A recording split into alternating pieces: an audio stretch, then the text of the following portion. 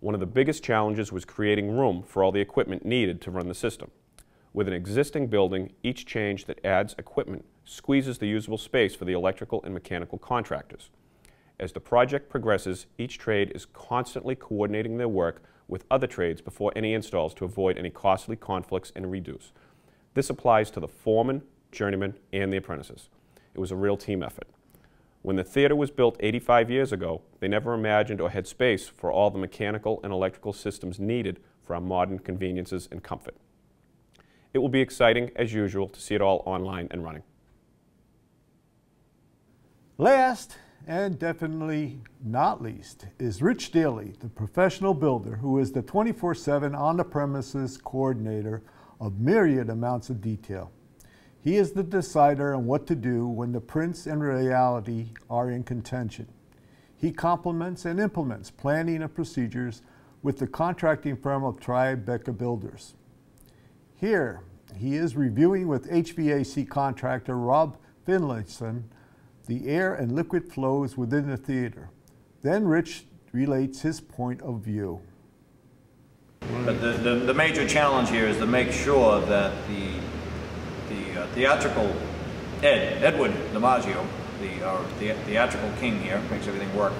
Make sure that our design for ventilation here on the stage works with all the room he needs to make the theater function. And I believe I've done that. They didn't have, of course, what we have today.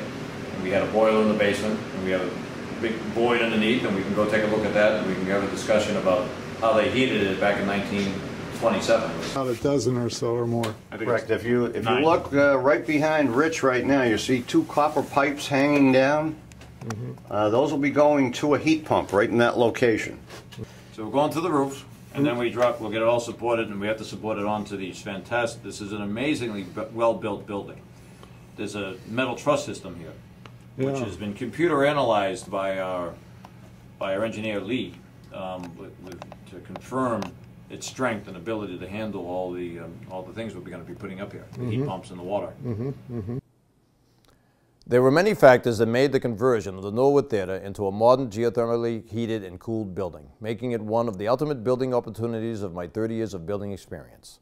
Taking the beautiful building built in 1927, they could not have dreamt of transforming it to accept the infrastructure of heating, ventilation, air conditioning, and electrical needs that we all take it for granted today was an exciting challenge. My name is Rich Daly. As a professional builder, my primary function is to transfer theory and practice, turning blueprints into working, complete systems, while in this case respecting the original designs. I take hundreds of pages of documents with calculations and make sure the workers with hammers and shovels know where to dig. Susan Lewis, the gracious owner and prime mover of the whole project, had already engaged the primary team to make this all happen when I joined.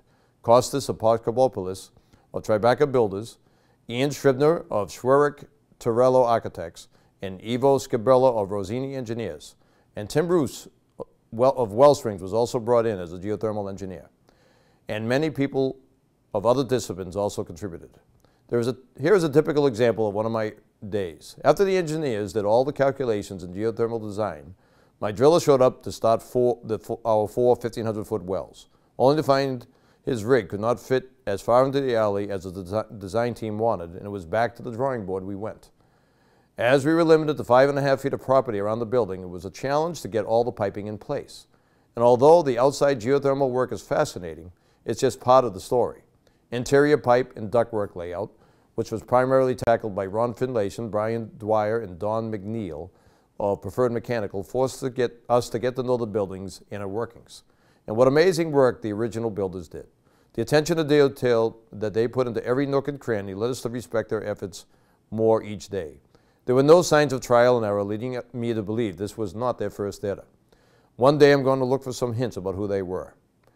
With the blessing of the structural engineer Lee Bromadieri, the attic was chosen as the primary location of the heat pumps. To oversimplify the process, the warm well water is pumped from the 1,500-foot wells, brought to the heat exchanger, and then returned to the earth for reheating or cooling. From the heat exchanger, the heat is transferred to another liquid and brought to the heart of the system, the heat pumps in the attic, where the heated water is turned into hot air and cool during the summer. Pat McDonough reframed the roof rafters to support the new heat pumps. We had decided to open the roof at each unit, drop in the units, and re-roof.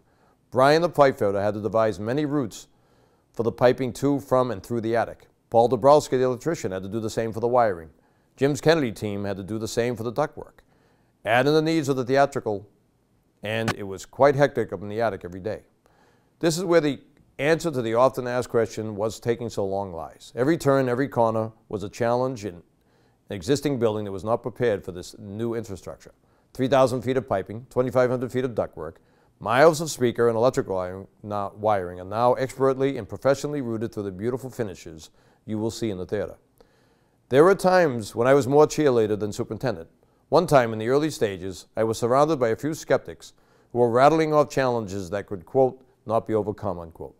Addressing each concern one by one, I was able to win them over. With the combined efforts of the engineers, architects, framers, pipe fitters, electricians, duct installers, roofers, masons, and theatrical consultants, we were able to overcome all the obstacles while keeping the original integrity of the existing building. And not to be forgotten, they did it safely. An amazing effort by all. Now, the very granite that holds the theater up warms it and cools it. That's very cool. And let me note the most important people on the project, Helene, Janine, and Mariana, my family, who made great sacrifices while I dedicated myself to the theater. Thank you, and I hope you enjoy the geothermal comforts of the Norwood Theater for years to come. Thank you for viewing Geothermal Debuts Norwood Theater. And so there it is in a nutshell. These are real people performing life work trades that are typically not much different in practice and effort from the future art professionals that will have their well-practiced performance debuts. Heating and cooling comprise 70 to 80% of most homes' energy consumption. Today's correctly applied geothermal system should be able to get from 70% to 75% of that energy from the earth. Geothermal gives you the biggest bang for your buck, according to www.smartenergy.com. This has been a scratch on the surface of geothermal activity that can be applied to our entire country, coast to coast, and can be locally modified to accommodate cooling emphasis in the south as well as heating in the north.